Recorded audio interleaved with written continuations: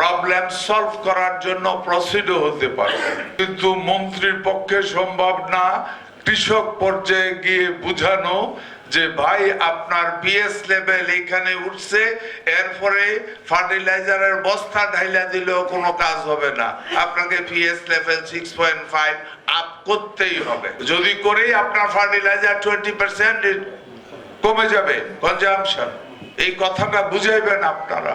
সুতরাং দায়িত্ব আপনারা যত সিরিয়াসলি নেবেন, দেশের এত দ্রুত উন্নতি হবে।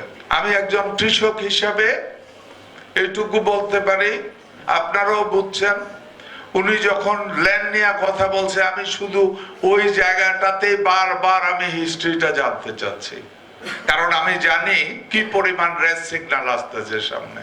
প্রোডাক্টিভিটি ইচ্ছে করলেও বাড়ানো যাবে না, কিছু কিছু ক্রপ ঠিক আছে, কিছু কিছু ক্রপের জন্য, আবার কিছু ক্রপের জন্য মোটেই ঠিক নাই। জনগণ বিশ্বাস করে এই সরকার আগামী দিনে দেশ এবং জাতির কল্যাণে কাজ করবে। বিশেষ করে খেটে খাওয়া মানুষ, কৃষকদের অনেক উপকারে আসবে।